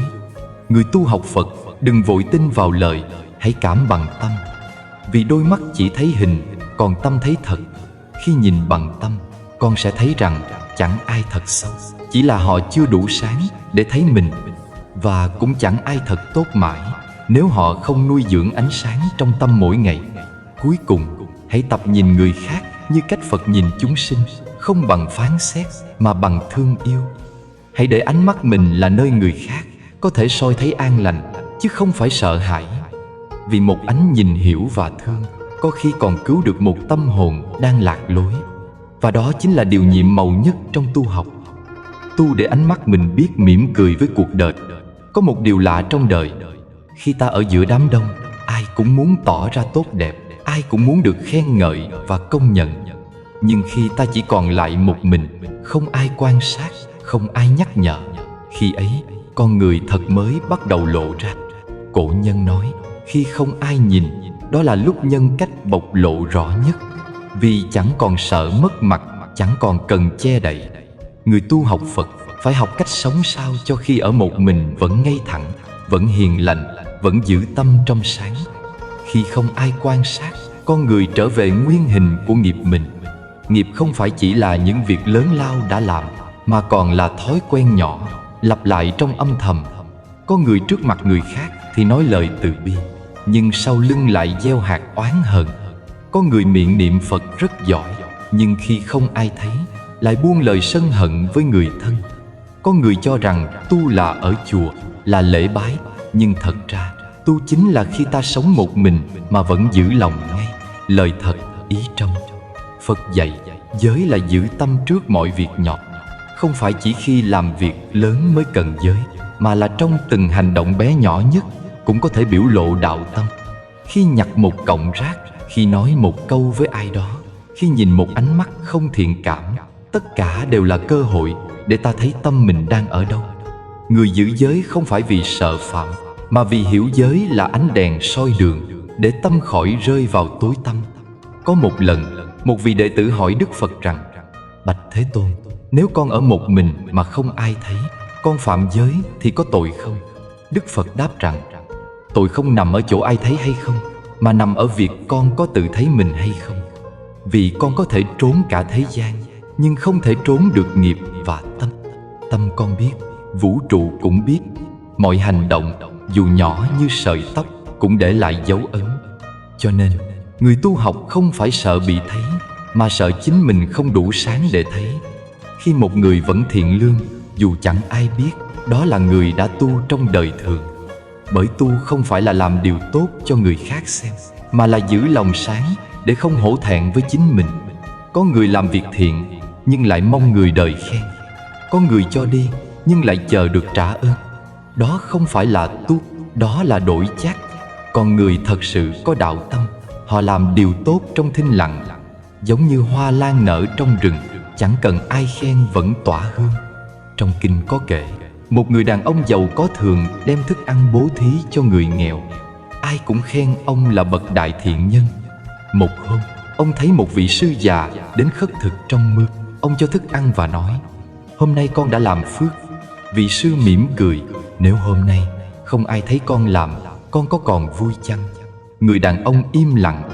Vị sư nói tiếp: Nếu con làm thiện để được thấy, đó là công, không phải đức. Còn làm thiện mà không cần ai biết, đó là phước của tâm. Từ đó, ông bắt đầu bố thí âm thầm.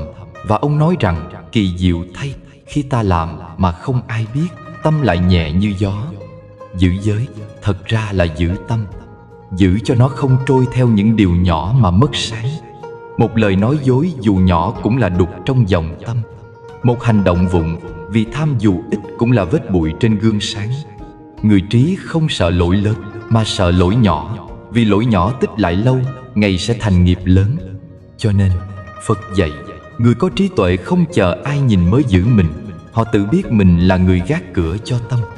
Có những lúc trong đêm tối, không ai thấy, ta có thể dễ dãi với bản thân, nghĩ rằng một việc xấu nhỏ chẳng sao, một ý nghĩ sân nhỏ chẳng hại ai. Nhưng thật ra, chính những điều đó là hạt giống gieo vào dòng nghiệp.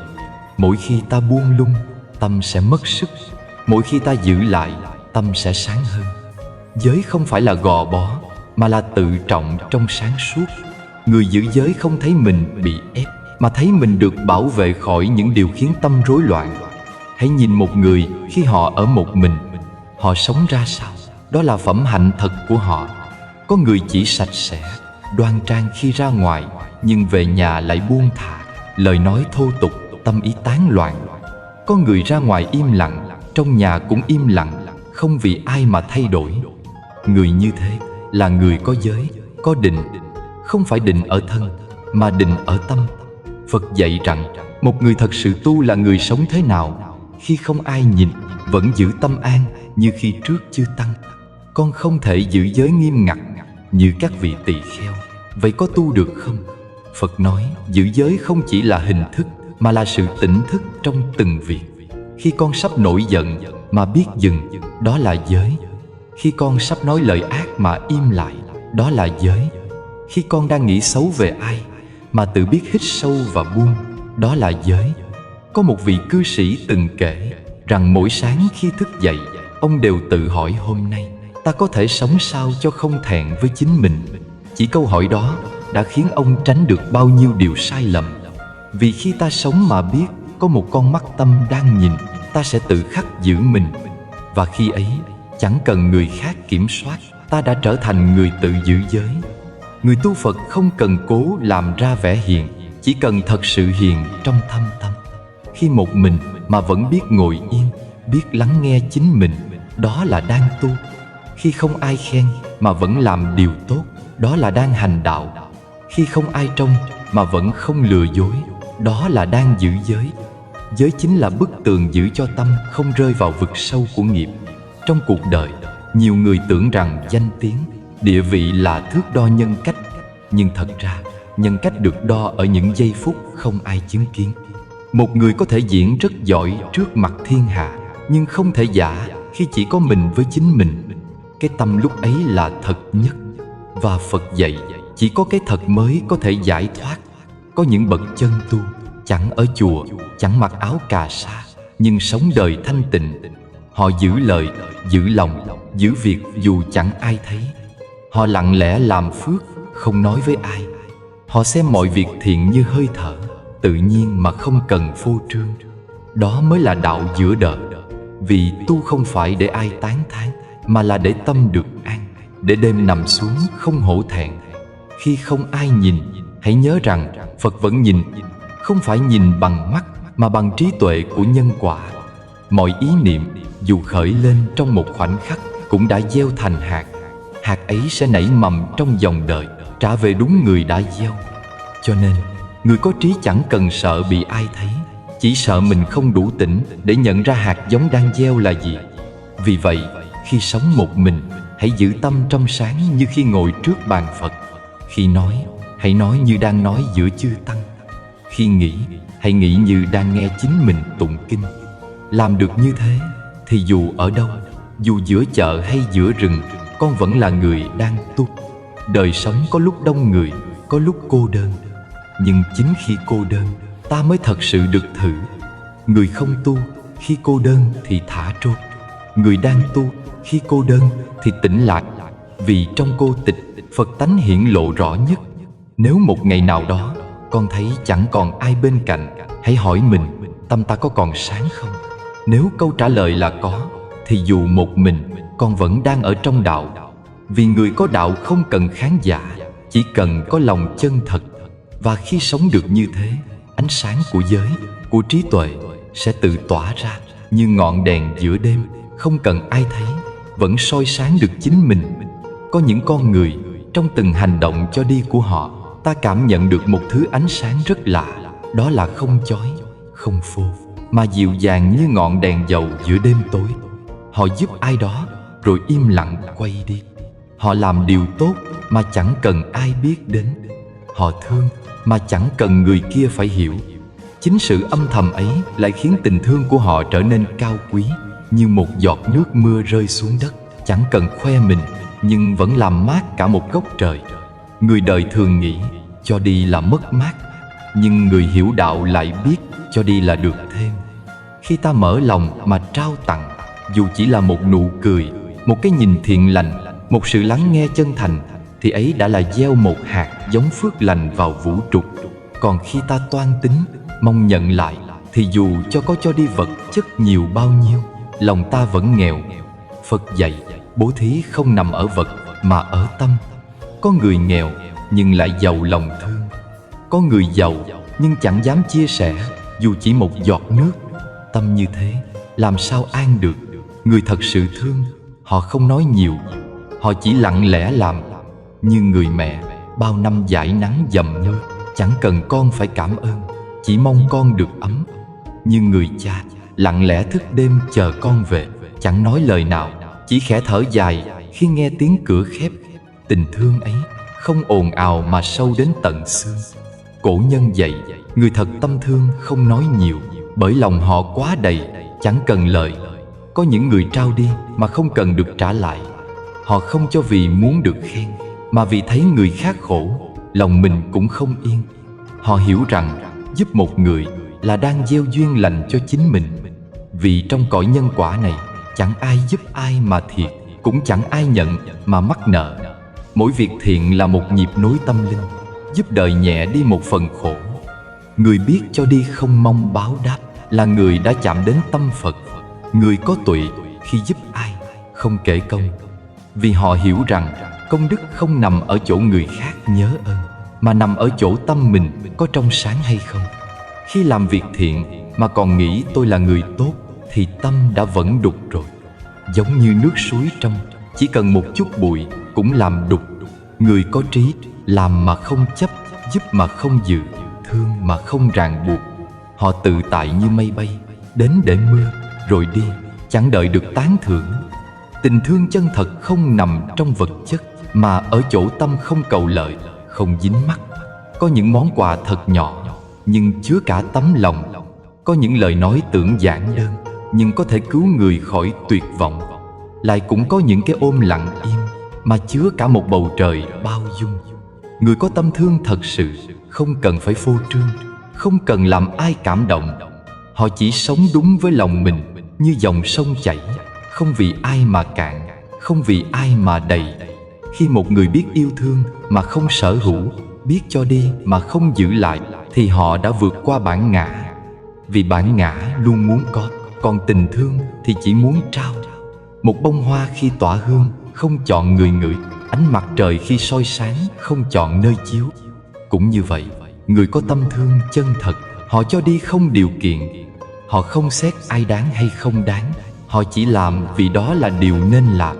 Chính điều ấy làm họ trở nên tự do. Trong cuộc sống, ta sẽ thấy nhiều kiểu cho đi.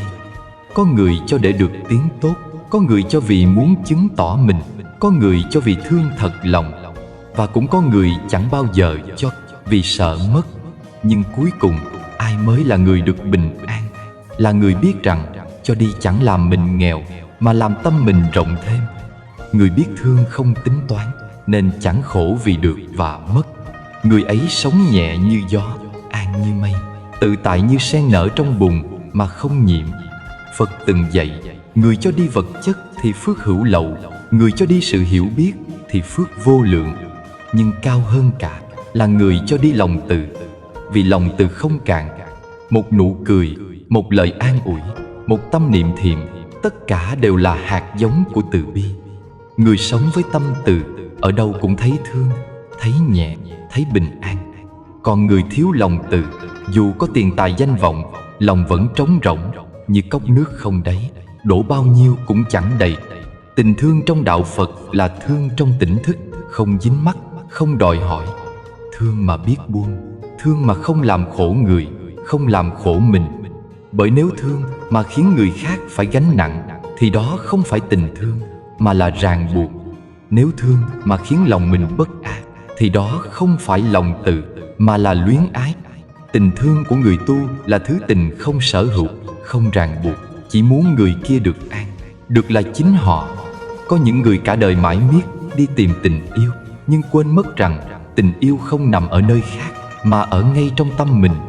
Khi tâm đầy thương, vạn vật đều đáng quý. Khi tâm khô cằn, thì dù có ai yêu mình, lòng vẫn thấy lạnh. Cho nên tình thương không cần tìm, chỉ cần mở lòng ra, sẽ thấy cả thế gian đang thương mình bằng muôn hình vạn trạng, như trong ánh nắng sớm, trong tiếng gió đêm, trong cái nhìn hiền của người lạ. Người thật sự có tâm thương sẽ không dùng lời để chứng minh, mà dùng hành động để thể hiện. Họ sẽ nhẹ nhàng nhường chỗ cho người, sẽ kiên nhẫn nghe khi ai đó than vãn, sẽ biết cúi đầu khi cần và biết nói lời xin lỗi khi sai. Đó là biểu hiện của tình thương đã chín mùi. Vì thương không còn nằm trong cảm xúc, mà trở thành cách sống. Khi một người biết cho đi, họ đã hóa giải được nghiệp của chính mình. Vì nghiệp vốn sinh từ ích kỷ, từ tham và sân. Cho đi là con đường ngược lại, là cách gột sạch những dấu vết của ngã chấp. Mỗi lần mở lòng ra là mỗi lần ta phá được một lớp vỏ cứng trong tâm. Và khi tâm càng rộng, khổ đau càng tan. Người biết cho đi không nghèo đi, mà chỉ giàu thêm, là giàu phước, giàu niềm vui, giàu an lạc. Cho nên nếu có thể, hãy tập thương như mặt trời, chỉ biết tỏa sáng, không cần ai nhớ ơn. Hãy tập cho như dòng sông, cứ chảy mãi, chẳng cần ai ca ngợi. Hãy tập giúp người mà không tính toán, thương người mà không đòi đáp lại. Vì đó là con đường của người trí, là hạnh của người tu, là bản tâm của bậc Bồ Tát giữa đời thường. Và khi ta đã biết yêu thương và cho đi như thế, ta sẽ không còn sợ mất, không còn sợ bị phản bội, không còn sợ cô đơn. Bởi trong từng hơi thở, ta đã thấy mình tràn đầy. Trong từng hành động, ta đã thấy Phật trong tâm. Cho nên, tình thương chân thật là nơi kết thúc mọi khổ đau. Vì khi tâm đầy thương, chẳng còn chỗ cho hận, chẳng còn chỗ cho sợ, chẳng còn chỗ cho ta và người. Chỉ còn một niềm bình yên, như tiếng chuông chùa ngân mãi trong lòng thế gian. Ta nhận ra rằng điều quý giá nhất không phải là biết ai thật ai giả, mà là nhận ra chính mình trong từng phản chiếu. Cuộc đời giống như tấm gương lớn, ta nhìn người, nhưng kỳ thực là đang soi lại tâm mình. Thấy ai tham, ta học cách biết đủ. Thấy ai sân, ta học cách nhẫn. Thấy ai giả dối, ta học cách sống thật. Mỗi lần nhận ra lỗi của người là một cơ hội để quay về sửa mình. 10 cách nhìn không phải để xét đoán, mà là để khai mở trí tuệ. Khi ta nhìn người bằng mắt, ta chỉ thấy hình. Khi ta nhìn người bằng tâm, ta thấy nhân. Bởi mắt thấy cái hiện, tâm thấy cái ẩn. Người tu học Phật phải tập nhìn sâu như thế, để không bị mê mờ bởi vẻ ngoài, cũng không vướng bận bởi phán xét. Vì mỗi người đều đang gánh nghiệp riêng. Có những điều họ làm không phải vì ác tâm, mà vì họ chưa đủ sáng. Nếu ta hiểu được điều đó, lòng sẽ nhẹ như mây, thương được cả người từng làm mình tổn thương. Khi ta nhìn thấu người, cũng là lúc ta học được cách thương. Thương trong sáng suốt, không mù quáng. Thương mà không chấp, không dính. Thương như ánh nắng buổi sớm, không chọn nơi chiếu, chỉ lan tỏa nhẹ nhàng khắp nơi. Có người sống cả đời trong phán xét, nên tâm lúc nào cũng động. Còn người biết nhìn bằng trí tuệ, sẽ thấy mọi sự chỉ là nhân quả đang vận hành. Khi hiểu vậy, chẳng còn trách ai, chỉ còn biết tu tập để nghiệp mình nhẹ dần, tâm mình sáng dần. Trong đời, nếu giữ được ánh mắt từ bi và tâm trí sáng suốt, thì dù ai thật hay giả, ta vẫn không khổ. Bởi khổ không đến từ người khác, mà từ chính sự dính mắc của ta với họ. Khi ai đó làm ta tổn thương, nếu ta biết dừng lại và quán chiếu, ta sẽ thấy người ấy chỉ là tấm gương giúp mình học bài học về buông xả. Khi ai đó phản bội, ta học được bài học về vô thường. Khi ai đó thương ta, ta học được bài học về cảm ơn. Tất cả đều là nhân duyên giúp ta trưởng thành trong tâm linh. Người học đạo không cần tìm sự công bằng ở đời, mà tìm sự bình an trong tâm. Vì công bằng của thế gian luôn đổi thay, nhưng bình an thì chỉ có một con đường, là hiểu và thương. Khi hiểu, ta không trách. Khi thương, ta không hận. Khi cả hai cùng có mặt, ta bước ra khỏi vòng khổ. Đó chính là trí tuệ. Cuộc sống chẳng ai tránh khỏi gặp người hai mặt, lòng dạ khó lường. Nhưng nếu tâm ta vững như núi, thì gió đời cũng chỉ là thoáng qua. Nếu tâm ta như mặt hồ phẳng lặng, thì dù ai ném đá, sóng cũng chỉ dậy lên đôi chút, rồi lại yên. Người tu không sợ thế gian đổi thay, chỉ sợ lòng mình không đủ sáng. Cho nên, hãy giữ ánh mắt nhìn đời bằng lòng từ, và giữ trái tim đủ bao dung để hiểu rằng mỗi người đều đang học cách tỉnh thức theo cách riêng của họ. Thế gian vốn chẳng cần ta đi đo người khác, chỉ cần ta tự soi mình. Vì khi tâm đủ sáng, tự nhiên ta thấy được lòng người mà không cần phải tìm. Khi trí đủ tuệ, tự nhiên ta biết ai thật ai giả mà không cần phải hỏi. Còn khi lòng ta còn nhiễu, thì dù người tốt đến đâu, ta cũng sẽ thấy sai. Cho nên, hành trình nhìn người rốt cuộc vẫn là hành trình nhìn lại chính mình. Nếu trong những lời dạy này, bạn cảm thấy lòng mình tỉnh lại đôi phần, xin hãy giữ lấy phút lặng ấy như một món quà. Vì sự tỉnh là nền của trí, Trí là gốc của thương. Từ nơi tĩnh tâm, ta có thể thấy rõ đường, rõ người, rõ chính mình. Và từ nơi hiểu biết ấy, tình thương nảy nở, khổ đau tự tan.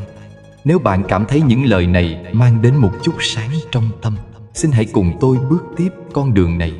Hãy đăng ký kênh để cùng nhau học, cùng nhau tu, cùng nhau nhìn đời bằng ánh sáng của hiểu biết và lòng từ. Vì chỉ khi cùng nhau tỉnh thức, thế gian mới bớt khổ. Chỉ khi cùng nhau thương, nhân gian mới bớt lạnh.